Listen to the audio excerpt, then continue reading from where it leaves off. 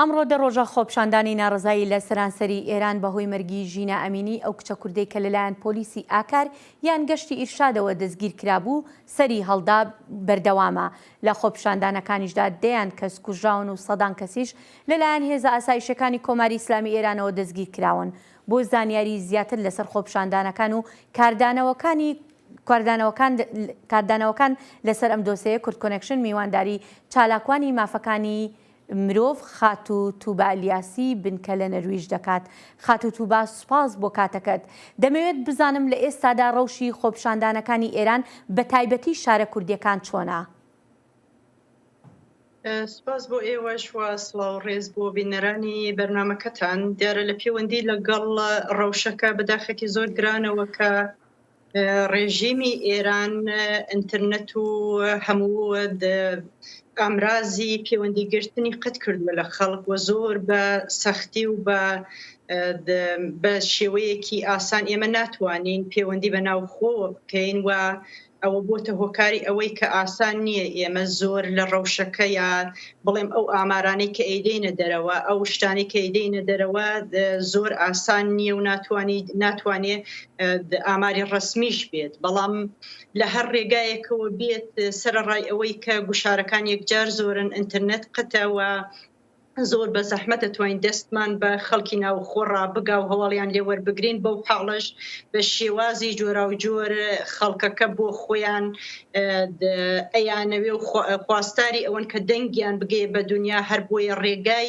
گەیاندنی هەواڵەکان ئەوەمان پێژن کە گوشارەکان یەکجار زۆرن خۆپیشاندانەکان بەردەوامن سەرڕای ئەوەی کە کۆماری ئیسلامی هەموو ئەو گوشارانە و ئینترنێتی بۆی ئەوە قەت کردووە هەتاوەکو خەڵک ئاگایان لە یەکتری نەبیێ و یەکتر ئاگادار نەکەنەوە بۆ ئەوەی تەزاوراتەکان یا بڵێم خۆپیشاندان و ناڕەزایەتیەکان کۆتایی پێبێ. بەڵام بەو حاڵەش هەتاوەکو ئێستاش ڕۆژانە لە زیاتر لە 100 شار لە تەواوی ئێرانەوە خۆپیشاندانەکان بەردەوامن لە کوردستان لە زۆر شارە هەروەک ئێوەش لە هەواڵەکانتانە ئاماژەتان پێکرد خۆپیشاندانەکان بەردەوامن وە خەڵکانە ژێری گوشارێکی یەکجار زۆرەوە کۆماری ئیسلامی دەست ناپارێزێت تەقە لە خەڵکەکە خەڵکی بریندار یەکجار زۆر هەیە ئامارەکان هەروەک ڕسمی نیەن ڕەنگە بەدەیان و سەدان بریندار هەبێ کە لەبەر ئەوەی دەستگیر نەکرێن لە ماڵەکاندا چارەسەریان بۆ ئەکرێ و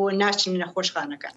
بەڵێ خاتو تووبە دەزانین پێشتریش خۆپشاندانی ناڕزایی زۆر کراوە بۆ نمونە خۆپشاندانی ڕابردوو کە لەسەر نەبوونی خزمەت گوزارەکان بوو ئەوەش ینی تا ئەندازێک زۆر گەورە بووەوە و هەروەها جارێکی تر با بڵین ئەنتەرنێت بڕابوو دەستڕاگەیشتن بە جیهانی دەرەوە کەم بوو بۆەوە. بەڵام جیاوازی ئەم خۆپشاندانە لەگەڵ ناڕزایەتەکانی پێشووتری ئێران چییە؟ جیاوازەکەی ئەتوانێت هەم جیاوازی ناوخۆیی بێ هەم جیاوازی دەرەکیش بێ. جیاوازی ناوخۆیەکانە گەڕێتەوە سەر ئەوەی کە ئەم جارە هەموو گەلانی ئێران لە پشتی یەکن و جەرەقەی ئەم ڕاپەڕینە لە کوردستان دەستی پێ کردووە بەڵام تەواوی ئێرانی داگرتووە هەموو گەلانی ئێران هاتوونەتە سەری خەت و پشتیوانی لە یەکترەکەن و هەمویان هاتوونەتە سەر و باوەڕەکە هەم بەستەگی هاوکاری پشتیوانی و هاوسۆزی پێویستە و دەردی ئێمە وەکو گەلانی ئێران هەمومان دەردمانیەکەوە دەردەکەمان ئەوەیە کە ڕێژیمێکی زاڵم و دیکتاتۆر لەسەر کارەوە هەمومان ئەرکمان لەسەر شانەکە ئەم ڕێژیمە لە ناو ببین بۆ ئەوەی چیتر زوڵم و ستەم بەسەر گەلانی ئێراندا نەکات. بەڵێ ئەوەی دەرەکیەکانیش ئەوەیە کە بەڕاستی هەتاوەکو ئێستا لە مێژوودا دیار نەبووە کە ئەوەندە لە دەرەوەی وڵات هاوسۆزی بەنسبەت خۆپیشاندانەکانەوە هەبێت تەواوی دنیاوە ڕاگەیاندنەکانی تەواوی دنیا باس لە ناڕەزایەتیەکانی نێوخۆی ئێرانەکە. بەڵێ خاتو تووبە دەمەوێت بزانم ینی لە کاتێکدا کە دەبینین ئێستا یەکێک لە شتەکانی کە بووە بەهێمای ئەم خۆپیشاندانە لابردنی سەرپۆشەکانە وە سووتاندنی لەچکەکانە لەلایەن ژنانەوە. باشە بۆ ئەمە بووە با بڵین بە سیمبولی ئەم خۆپیشاندانە ئایا داواکاریەکە تەنها لادانی حیجابی زۆرە ملێ ئێستا لە ئێراندا؟ یەکەم خودی جەرەقەی ڕاپەڕینەکە لەوەوە دەستی پێکردووە کە ژینە لەبەر ئەوەی کە کۆماری ئیسلامی کوشتوویەتی وتویەتی حجابی ڕعایەت نەکردووە. ئەمە یەکێک لە هۆکارەکانەکە مرۆڤێک بکوژی لەبەر ئەوەی کە تۆزێک تاڵێک لە قژی دیار بێ. ئەمە یەکێک لە شتەکانە.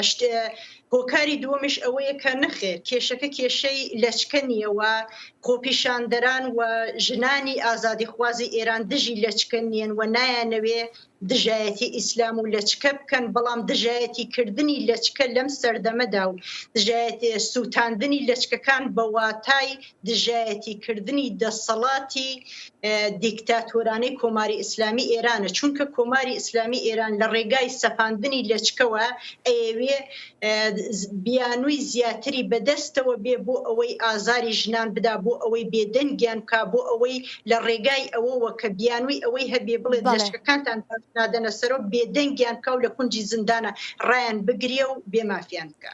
بەڵێ خاتە تو بە هەندێک گازندە دەکرێت لەلایەن ژنانی ڕۆژهەڵاتەوە بە تایبەتی چالاکوانەکان کە گازندە لە ژنانی تری کوردەکەن بە تایبەتی با بڵێن کوردەکانی ئەوانی هەرێمی کوردستان دەڵێن کە بە گوێرەی پێویست پشتیوانیان نەکردوون. دەمەوێت بزانم ئەم گلەی و گازندەوە لە چیەوە سەرچاوەی گرتووە؟ هۆکارەکەی گەڕێتوە سەر ئەوە کە ئێمە وەکو نەتەوەیەک چاوەڕوانی ئەوەمان هەیە کە هاونەتەوەی خۆمان کە ئێمە هەمومان کوردین، چاوەڕوانی ئەوەمان هەیە لە بەشێک کە ئازادی هەیە. بێگومان ئەو چاوەڕوانیەکی زۆر زۆر ئاسایی و ڕەوایچەکە ئێمە چاوەڕوانیمان هەبێ پشتیوانیمان لێ بکەن. لە سەرەتاوە پشتیوانیەکە نەبوو، بەڵام بەخۆشیەوە ئەبێ بڵێم کە ئێستا ژنانی باشووری کوردستان بەشێکی هەرە زۆریان هاتوونەتە سەری خەتوە هاوسۆزی و هاوپشتیوانی خۆیان لە ژنانی ڕۆژهەڵات و تەواوی ئێران دەرەبڕن. و ئەمە لە ڕاستیە من پێم وایە کە مەسەلە تەنیا لە مەسەلەی ژنان نییە. ئێمە نابێ لە بیرمان بکێ داخوازی ئێستای ڕاپەڕینەکان تەنیا لەچکە و مافی ژن نییە. داخوازی ڕاپەڕینەکان ئەوەیە کە کۆماری ئیسلامی ئێران لە ماوەی 43 ساڵ دەسەڵاتدارەتی خۆیان ئەوەی زوڵم و ستەم و نەعەداڵەتی بێ بەسەر خەڵکی گەلانی ئێرانیدا هاوردوێ هەر لە احتیاتەوە بگرە هەتاوەکو فەسادی لەشفرۆشی، معتاد بوون، چوزانم، ینی خەڵکی ئێران خەڵکی گەلانی ئێران بوون بە هەژارترین گەلانی دنیا. خەڵکی ئێران وایان پێ هاتووە کە وەکو تروریز لە تەواوی دنیا تەماشایانەکەن. ئەم ڕێژیمە تەواوی ئەم گەلانەی سەرکوت کردو، ماف و ئازادیەکانی لێ دابین کردو. ڕۆژ نییە خەڵک ئادام نەکا، ڕۆژ نییە لە خەڵک نەدا، ڕۆژ نییە ئەشکەنجەی خەڵک نەدا لەسەر خەیابانەکان. جا هەر بۆیە داکۆکیکردن لە ڕۆژهەڵاتی کوردستان و لە تەواوی گەلانی ئێران داکۆکیکردن لە ماف و ئازادیەکانی ئەوانە نەک لە مافی ژنان بەتەنیا. بەڵێ خات و توبا ئەلیاسی چالاکوان و چالاکوانی مافەکانی مرۆڤ زۆر زۆر سوپاس دەکەم. سپاس بۆ ئێوەش. دەنگێ ئەمریکا جافکانیەکە پێباوەریان و چاو ئاگاهیان.